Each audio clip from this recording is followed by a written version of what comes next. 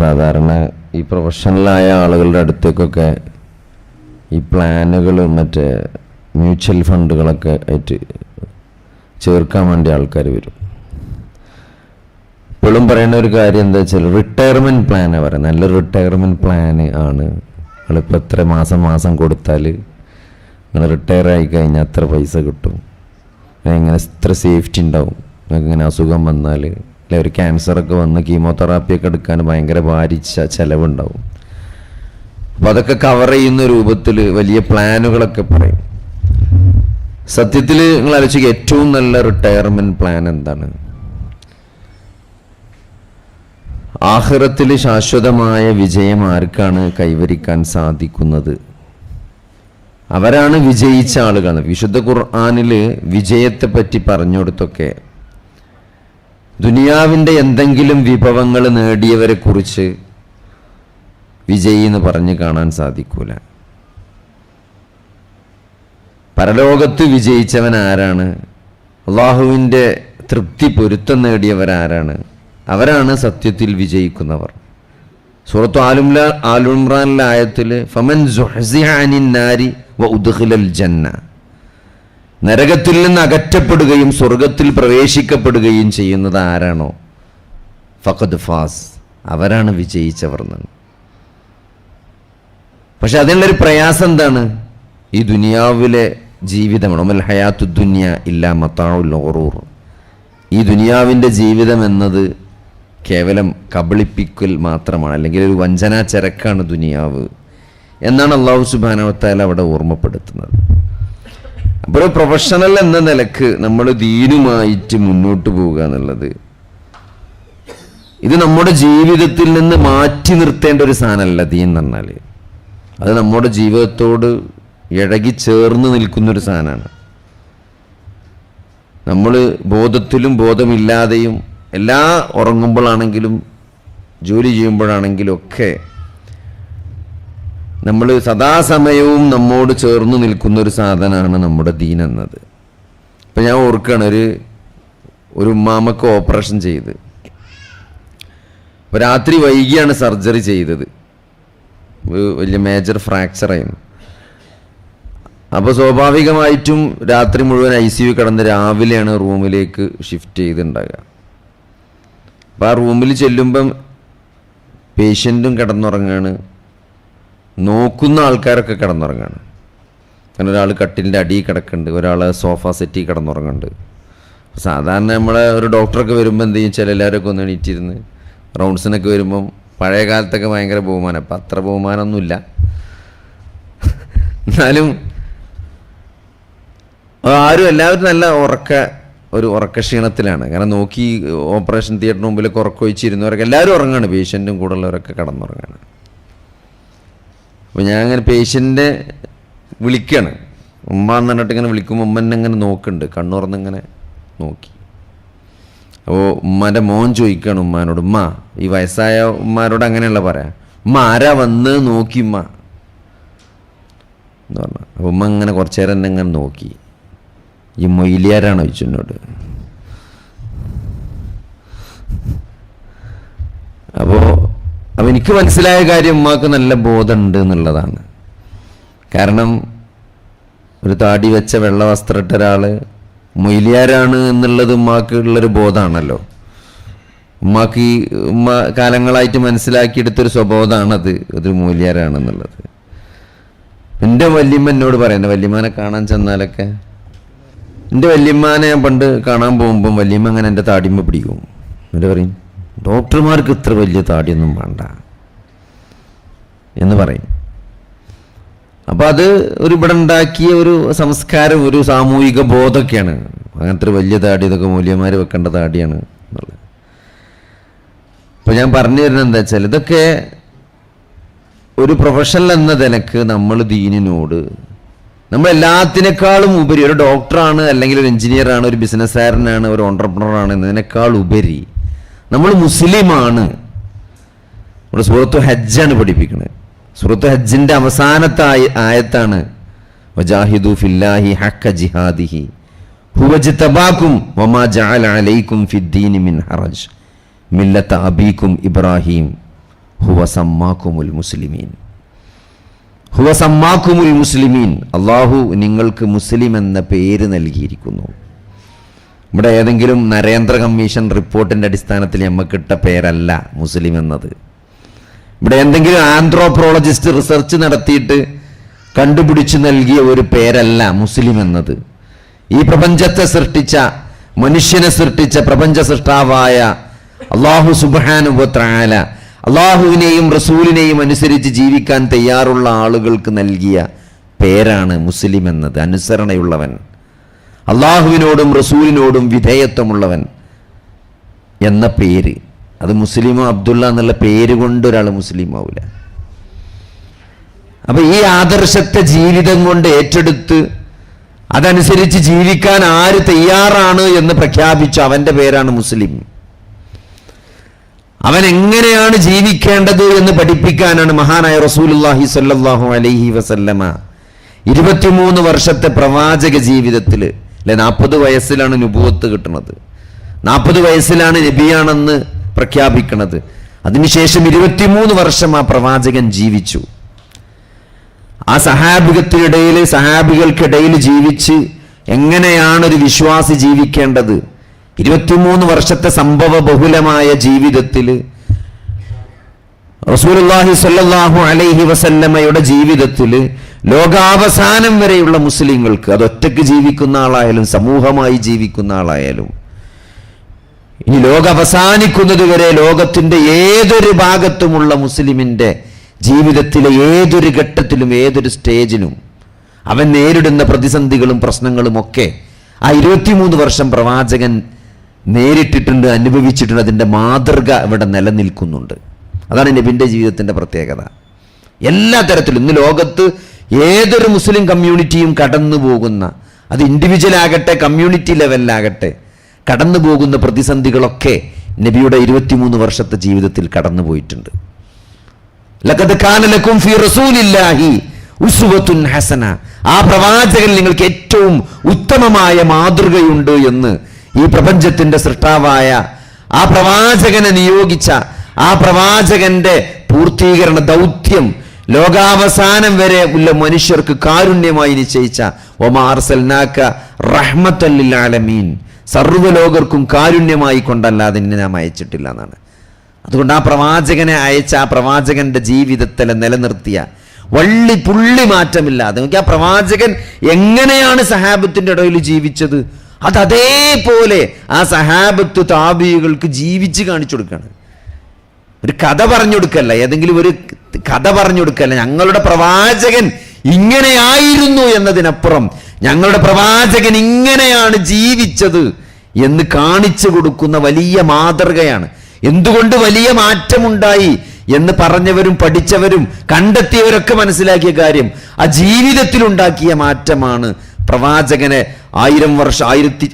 ആയിരങ്ങളോളം വർഷങ്ങൾ ഇപ്പുറത്തു നിന്നും ഒരു മഹത്തായ മാതൃകയായി പ്രവാചകൻ നിലനിൽക്കുന്നത്. എന്തുകൊണ്ടാണ്? ആ പ്രവാചകൻ അവരുടെ ജീവിതം മാറ്റിയെടുത്തു എന്നതുകൊണ്ടാണ്. അപ്പൊ അതുകൊണ്ട് തന്നെ ആ പ്രവാചകനെ ഫോളോ ചെയ്യുന്ന നമ്മളും ആ പ്രവാചകൻ എന്താണ് കാണിച്ചു തന്നത്, ജീവിതത്തിന്റെ ലക്ഷ്യമായിട്ട് എന്താണ് പഠിപ്പിച്ചത്, അത് മനസ്സിലാക്കുകയും അതനുസരിച്ച് ജീവിക്കാൻ തയ്യാറാവുകയും ചെയ്ത ആളുകളാണ് നമ്മൾ. അപ്പൊ അതുകൊണ്ട് തന്നെ ഈ ജീവിതത്തിനൊരു ലക്ഷ്യമുണ്ട്. അത് മരണത്തിന് ശേഷമുള്ള പരലോക ജീവിതത്തിലെ വിജയമാണ്. ഈ ദുനിയാവെന്നത് അതൊരു വഞ്ചനാ ചരക്കാണ്. കാരണം ഈ ദുനിയാവിന് ഒരിക്കലും എന്ത് ചെയ്യുന്നില്ല, ഇസ്ലാം അത് നൽകേണ്ട സ്ഥാനം ഇസ്ലാം നൽകിയിട്ടുണ്ട്, അല്ലേ? റബ്ബനാ ആതിനാ ഫിദ്ദുനിയ ഹസനതൻ വഫിൽ ആഖിറതി ഹസനതൻ വഖിനാ അദാബന്നാർ എന്നാണ് പ്രവാചകൻ ജീവിതത്തിൽ ഏറ്റവും കൂടുതൽ തവണ പ്രാർത്ഥിച്ച പ്രാർത്ഥനകളിൽ ഒന്നായിട്ട് പഠിപ്പിക്കപ്പെട്ട വിശുദ്ധ ഖുർആനിലെ പ്രാർത്ഥനയാണത്. എന്താണത്? ദുനിയാവിലും ആഖിറത്തിലും ഹസനത്ത് നൽകണേ, നന്മ നൽകണേ, നല്ലത് വരുത്തണേ എന്ന് പറയുമ്പം ഈ ദുനിയാവിന് ഇസ്ലാം പ്രാധാന്യം നൽകിയിട്ടുണ്ട്, അല്ലേ? ഏറ്റവും വലിയ ധനാഢ്യനായ സമ്പന്നനായ കാറൂനെ കുറിച്ച് ഖുർആൻ പറയുമ്പോഴും, ഖുർആൻ അത് പറഞ്ഞു തരുമ്പോഴും ഖുർആൻ നൽകുന്ന ഒരു വലിയ പാഠം വബ്തഗി ഫീമാ ആതാക അല്ലാഹു ദാറൽ ആഖിറ. എന്താണ്? അല്ലാഹു നൽകിയ ഈ ദുനിയാവിലൂടെ പരലോകത്തെയാണ് നമ്മൾ ആഗ്രഹിക്കേണ്ടത് എന്നുള്ള മെസ്സേജാണ്. ദുനിയാവ് ഒരു അവസാനമല്ല, ദുനിയാവല്ല നമ്മുടെ ലക്ഷ്യം. നേടിയ ദുനിയാവിലൂടെ ആഖിറത്ത് സ്റ്റേബിളാക്കലാണെങ്കിൽ ആഖിറത്തിലെ വിജയമാണ് നമ്മൾ ലക്ഷ്യം വെക്കേണ്ടത്, അല്ലേ? വലാ തൻസ നസീബക മിന ദുനിയ, ദുനിയാവിൻ്റെ ഓഹരി നിങ്ങൾ മറക്കുകയും ചെയ്യരുത് എന്നാണ്. അപ്പോൾ ദുനിയാവിനെ നിരാകരിച്ചുകൊണ്ടുള്ള ഒരു ഇഹലോക ജീവിതമല്ല വിശുദ്ധ ഖുർആനും ഇസ്ലാമും മുന്നോട്ട് വെക്കുന്നത്. ദുനിയാവിനെ ഉൾക്കൊണ്ടു തന്നെയാണ്, അല്ലേ?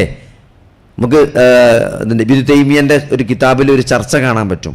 ആരാണ് ഏറ്റവും ഉന്നതരായ ആളുകൾ? അതായത് ദരിദ്രന്മാരായ ആളുകളുണ്ട്, അതേപോലെ സമ്പന്നന്മാരായ ആളുകളുണ്ട്. അപ്പോൾ അതിൽ അള്ളാഹുവിനെ ഏറ്റവും കൂടുതൽ ഇബാദത്ത് ചെയ്യുന്ന, സ്വതക്കകളൊക്കെ ചെയ്യുന്ന, അതായത് നമ്മൾ നല്ല ഒന്നാം നമ്പർ മുസ്ലിങ്ങൾ എന്ന് പറയുന്ന രണ്ടാളുകൾ. അതിലൊരാൾ വളരെ പാവപ്പെട്ട മിസ്കീനായ ഒരാളാണ്, ഒരാൾ ഭയങ്കര റിച്ചാണ്. ഈ രണ്ടിൽ ഏറ്റവും ടോപ്പ് ആരാണ്?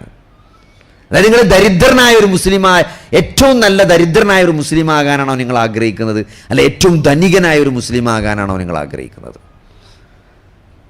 ആരാണ് ഏറ്റവും കൂടുതൽ പുണ്യവാൻ എന്നാണ് ചർച്ച, കിതാബിലെ ചർച്ച എന്നാണ്, ഏറ്റവും വലിയ പുണ്യവാൻ ആരാണെന്ന്. അപ്പോൾ അതിൽ കുറേ ഡിസ്കഷൻ ഉണ്ട്. നമുക്ക് സഹാബികളെ സംഭവങ്ങളൊക്കെ കാണാൻ പറ്റും. നബി സല്ലല്ലാഹു അലൈഹി വസല്ലമയുടെ സഹാബത്ത്, പാവപ്പെട്ട സഹാബത്ത്, വളരെ ദരിദ്രന്മാരായ സഹാബത്ത്. നമുക്കറിയാം അഹ്ലുസുഫ എന്ന് പറഞ്ഞ ഒരു ടീം ഉണ്ടായിരുന്നു നബിൻ്റെ കാലത്ത്. അതായത് മദീന പള്ളിയിൽ ചടഞ്ഞിരിക്കുന്ന ആളുകൾ, ജോലിയൊന്നുമില്ലാതെ വളരെ സാമ്പത്തികമായി പിന്നോക്കം നിൽക്കുന്ന ആളുകൾ. അവർ പള്ളിയിലൊക്കെ ആരെങ്കിലും കൊണ്ടുവരുമ്പം, വീട്ടിൽ നിന്നൊക്കെ വരുമ്പോൾ കുറച്ച് ഈത്തപ്പഴം കൊണ്ടുവരും. ഏറ്റവും ഒരു നമ്മൾ പറയില്ല, ഇപ്പം നമ്മൾ ഉണ്ടല്ലോ, ഇപ്പോൾ ഒരു വായക്കൊലയൊക്കെ എടുത്തുകൊണ്ട് പോകാറില്ലേ നമ്മൾ പണ്ടത്തെ കാലത്തൊക്കെ വിരുന്ന് പോകുമ്പം വായക്കൊലയും തേങ്ങ കയറ്റാൻ പോവുക. അപ്പോൾ അതേമാതിരി സഹാബുകൾ പള്ളിക്ക് വരുമ്പോൾ ഈത്തപ്പനൻ്റെ ഒരു കൊല എടുത്തിട്ട് പള്ളി കൊണ്ടുപോയി തൂക്കിയിടുന്നതാണ്, ആർക്കെങ്കിലും പ്രയാസമുള്ളവർക്ക് വന്ന് തിന്നാൻ വേണ്ടിയിട്ട്. അതൊക്കെ തിന്നിരിക്കുന്ന ഒരു അഹ്ലുസുഫ എന്ന് പറഞ്ഞ ഒരു ടീം മദീന പള്ളിയിലുണ്ടായിരുന്നു, അത്രയും ദരിദ്രന്മാരായ ആളുകൾ.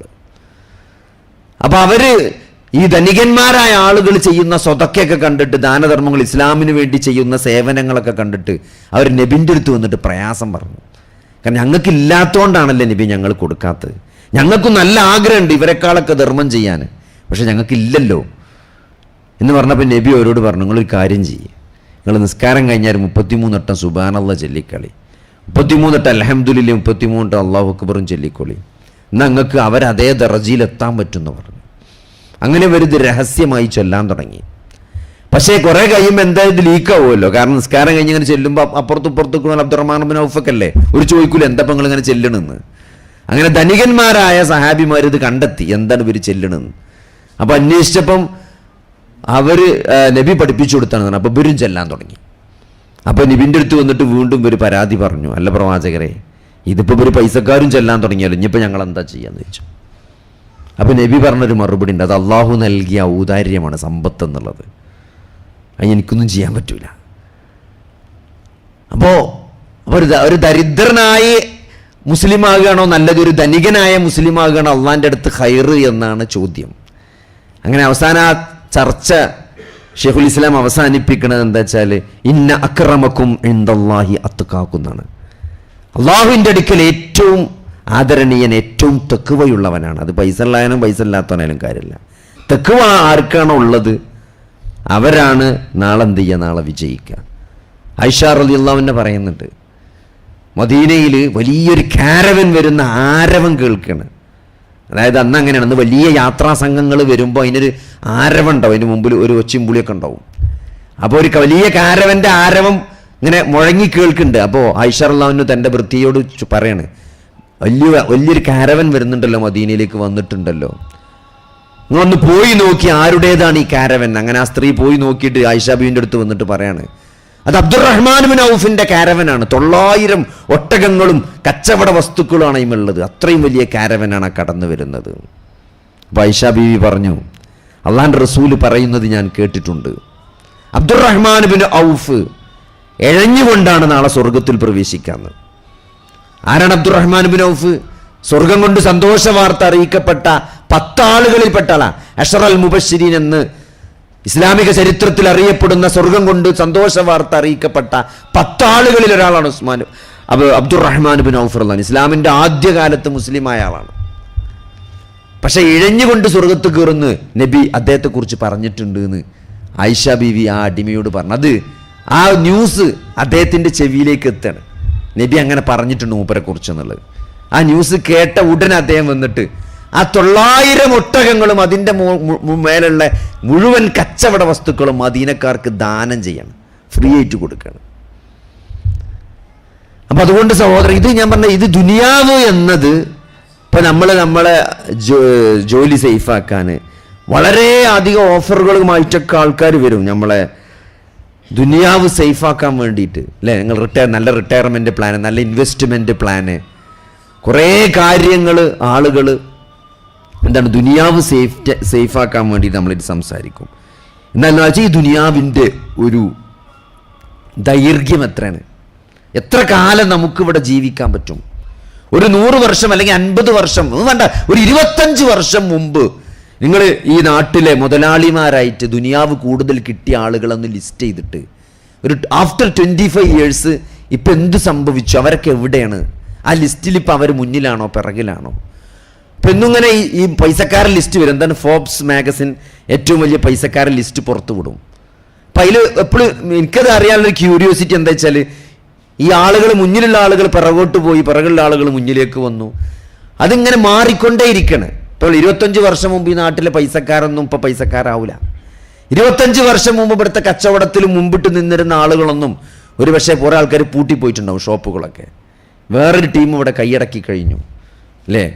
ചെറിയ ചെറിയ പരിപാടിയിൽ നിന്ന് തുടങ്ങി വലിയ വലിയ ഫ്രാഞ്ചൈസികളൊക്കെ ഇട്ട് വലിയ കോടീശ്വരന്മാരായ ആളുകളുണ്ടാവും.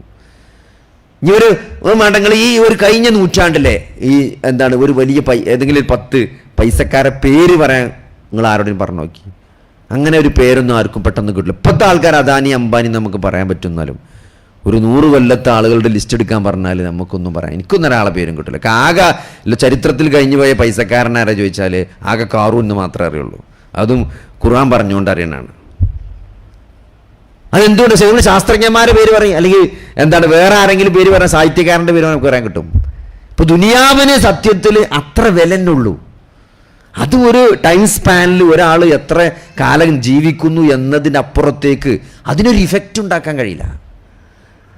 പക്ഷെ നമ്മളിതിൽ വഞ്ചിക്കപ്പെടുകയാണ് ചെയ്തിട്ടുള്ളത്. സത്യത്തിൽ നമ്മൾ ഈ ദുനിയാവിന് വേണ്ടി, കാരണം ഇത് മനുഷ്യൻ്റെ ജീവിതത്തിലെ പരീക്ഷണം എന്നാൽ സത്യത്തിൽ ഈ ദുനിയാവ് തന്നെയാണ്. ഈ ദുനിയാവ് പരീക്ഷണത്തിനുള്ള വേദിയാണ്. ഈ ദുനിയാവിനെ നാവിഗേറ്റ് ചെയ്തിട്ടാണ് നമ്മൾ സ്വർഗത്തിലേക്ക് എത്തേണ്ടത്. അതുകൊണ്ട് ഇവിടെ കുറേ ചലഞ്ചുകൾ ഈ ദുനിയാവിൽ അള്ളാഹു സെറ്റ് ചെയ്തിട്ടുണ്ട്. അപ്പോൾ അത് ആഖിറത്തിനെ മറക്കാതെ പരലോകത്തെ വിജയമാണ് ലക്ഷ്യം, അതാണ് ജീവിതത്തിൻ്റെ ലക്ഷ്യം. എങ്ങനെയാണ് ഈ വ്യത്യസ്ത സാഹചര്യങ്ങളിലൂടെ കടന്നു പോകുമ്പോൾ അള്ളാഹുവിനും റസൂലിനും വിധേയപ്പെട്ടുകൊണ്ട് ജീവിച്ചുകൊണ്ട് എങ്ങനെ ജീവിതത്തിൻ്റെ ലക്ഷ്യം കൈവരിക്കും? ഇപ്പോൾ പരീക്ഷണങ്ങൾ വരുമ്പം, ഈവൻ പരീക്ഷണങ്ങൾ പോലും ഒരു വിശ്വാസിയെ സംബന്ധിച്ചിടത്തോളം അത് 3 തരത്തിലാണ് നമ്മളെ അത് അപ്രോച്ച് ചെയ്യുക, അല്ലേ? നമുക്കൊരു പ്രയാസം ഉണ്ടായി, അപ്പം എന്താണ് സാധാരണഗതിയിൽ നമ്മൾ ഒന്നുകൂടി ആലോചിക്കും, നമ്മൾ അല്ലാഹുമായിട്ടുള്ള ബന്ധത്തിന് എന്തെങ്കിലും ഒരു പോരായ്മ ഉണ്ടോ, ഉണ്ടെങ്കിൽ അത് പരിഹരിച്ചുകൊണ്ട് അത് സുദൃഢമാക്കിക്കൊണ്ട് മുന്നോട്ട് പോവുകയാണ് പരീക്ഷണത്തിൽ അകപ്പെട്ടൊരു വിശ്വാസി ചെയ്യാം. ഒരു പരീക്ഷണത്തിൽ ഒരാൾ ജയിച്ചല്ലേ എന്നറിയാൻ ഏറ്റവും സിമ്പിളായ മാർഗം അതാണ്. ഇപ്പം മരണത്തിന് ശേഷം ഒരു ജീവിതമുണ്ട് എന്നതും ആ ജീവിതമാണ് യഥാർത്ഥ ജീവിതമെന്നതും അതിൽ വിജയിക്കാൻ ആവശ്യമായ കാര്യങ്ങൾ ഈ ദുനിയാവിലെ ജീവിതത്തിലൂടെ എങ്ങനെയാണ് നമ്മൾ നേടേണ്ടത്, അതിലാണ് ഇതിലെ ചലഞ്ചുകൾ കംപ്ലീറ്റ് കിടക്കുന്നത്. വിശുദ്ധ ഖുർആൻ സൂറത്തു ഹദീദിൽ ഈ ദുനിയാവിൻ്റെ ജീവിതത്തെക്കുറിച്ച് വളരെ ചെറിയ ഒരു വിവരണം നടത്തിയിട്ടുണ്ട്. യഅലമു, നിങ്ങൾ അറിയണം, അന്നമൽ ഹയാത്തുദ് ദുനിയ ലഇബും വലഹുവും വസീനത്തും വതഫാഖുറും ബൈനക്കും വതകാസുറും ഫിൽ അംവാലി വൽ ഔലാദ്. ഇത്ര മനോഹരമായിട്ടാണ് ജീവിതം, ദുനിയാവിൻ്റെ ജീവിതം എന്താണ് എന്നത് അള്ളാഹു കൃത്യമായിട്ട് മനുഷ്യനെ ഒന്ന് ഓർമ്മപ്പെടുത്താണ്. നമ്മളൊരു ജീവിതം ഇങ്ങനെ എടുത്താൽ ഏതൊരു മനുഷ്യൻ്റെയും അത് യഅലമു അന്നമൽ ഹയാത്തുദ് ദുനിയ ലഇബുൻ, അത് കളിയാണ്. അത് ഷെയ്ഖ് ഇബ്നു കസീർ റഹ്മത്തുള്ളാഹി അദ്ദേഹത്തിൻ്റെ തഫ്സീറിൽ മനുഷ്യ ജീവിതത്തിൻ്റെ വ്യത്യസ്ത ഘട്ടങ്ങളാണ് അല്ലാഹു സുബ്ഹാനഹു വ തആല ഇവിടെ വിവരിക്കുന്നത്. കാരണം ലഇബ് എന്ന് പറഞ്ഞാൽ ഒരു കുട്ടിയെ സംബന്ധിച്ചിടത്തോളം ജീവിതം എന്നത് കളി മാത്രമാണ്.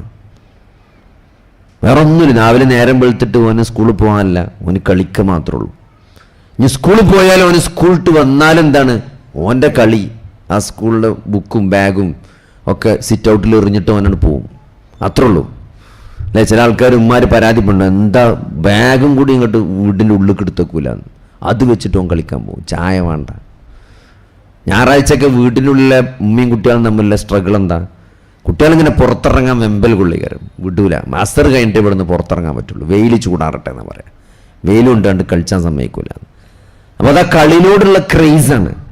അത് നമ്മളിങ്ങനെ എത്ര ചെറിയൊരു കുട്ടീനെ സംബന്ധിച്ചിടത്തോളം അത് എവിടെയാണ് നിങ്ങൾ എന്ത് വലിയ ടൂർ അടിച്ചാലും ആ ഒരു ചെറിയ കുട്ടീനെ സംബന്ധിച്ചിടത്തോളം അവളുടെ പാവക്കുട്ടിയും അവളെ കിച്ചൺ സെറ്റും അവൻ്റെ JCBയും അതിൻ്റെ അപ്പുറത്തേക്കൊരു ലോകമല്ല. അത് നിങ്ങൾ എവിടൊക്കെ ടൂർ ഉണ്ടായാലും കുട്ടികളെ ബാഗ് തുറന്നു നോക്കിയാൽ കിച്ചൺ സെറ്റും പാവക്കുട്ടി ഉണ്ടാകുക. അത് കളിക്കാനല്ലാതെ നമ്മൾ പോണ സ്ഥലത്തിൻ്റെ സൗന്ദര്യം ഒന്നല്ല ഓല ആസ്വദിക്കുക. ഓല അവരുടെ കളിക്കോപ്പും അത് കളിയാണ്. അത് ജീവിതത്തിൻ്റെ ഒരു കാലഘട്ടം, അങ്ങനെ ഒരു ഘട്ടം അങ്ങനെയാണ്. അതിനോട് ഏറ്റവും ക്രൈസുള്ള ഒരു ഘട്ടം അതെല്ലാവരുടെ ജീവിതത്തിലും കഴിഞ്ഞു പോയിട്ടുണ്ട്. അത് മെല്ലെ അത് അടുത്ത സ്റ്റേജിലേക്ക് വഴിമാറും. എന്താണ്? ലഹുവുൻ. അത് എൻ്റർടൈൻമെൻ്റ് ആണ് അല്ലേ? കളിൻ്റെ ഒരു കാലം കഴിഞ്ഞാൽ, ക്രൈസ് കഴിഞ്ഞാൽ പിന്നെ എൻ്റർടൈൻമെൻറ്റിലേക്ക് കയറും. ഇപ്പോഴത്തെ ഗെയിമൊക്കെ അതാണ്, എൻ്റർടൈൻമെൻ്റ് ആണ്. സിനിമയാകട്ടെ, സംഗീതമാകട്ടെ, ഗെയിമുകളാകട്ടെ, അതൊക്കെ എൻ്റർടൈൻമെൻ്റ് ആണ്. അതൊരു എന്താണ് വിനോദമായി മാറുകയാണ്. വിനോദമാകുമ്പോൾ കുറച്ചും കൂടി ക്രൈസ് ഉണ്ടാവും. അതിൽ വെറും കളി മാത്രമല്ല, കളിയിൽ ലെവലുകൾ ഉണ്ടാവും അല്ലേ? ലെവൽ 1, ലെവൽ 2, ലെവൽ 3 ഗെയിം കളിച്ചു എന്നതല്ല, ഏത് ലെവലിലെത്തി എന്നുള്ളതാണ്, എത്ര പോയിന്റ് കിട്ടി എന്നുള്ളതാണ് അല്ലെ? ഗെയിമിഫിക്കേഷൻ എന്ന് പറയും. ഇപ്പം നമ്മൾ ഗെയിം ഇങ്ങനെ കളിക്കുമ്പോൾ കുട്ടികൾക്ക് അതിൽ മോട്ടിവേഷൻ കിട്ടാൻ എന്തുണ്ടാവും? അതിലിങ്ങനെ കോയിൻസ് വരും, അതിൽ മാർക്ക് കാണിക്കും, പോയിന്റ് കാണിക്കും, നിങ്ങൾ എവിടെ എത്തി എന്നിങ്ങനെ ഇടക്കിടക്ക് ഇങ്ങനെ സൂം ചെയ്ത് കാണിക്കും. അതെന്തിനാണ്? ആ ഏജിൽ അങ്ങനെയാണ്, ആ ഏജിലെ ബ്രെയിൻ അങ്ങനെയാണ്. അപ്പോൾ അതിന് കൂടുതൽ താല്പര്യം ഉണ്ടാക്കാൻ വേണ്ടിയിട്ടാണ്. അത് ലഅബ് എന്ന് പറഞ്ഞിട്ട് പിന്നെ ലഹുവുൻ, അത് എൻ്റർടൈൻമെൻ്റ് ആണ്. പിന്നെ വസീനത്തുൻ, അത് അലങ്കാരമാണെന്നാണ്.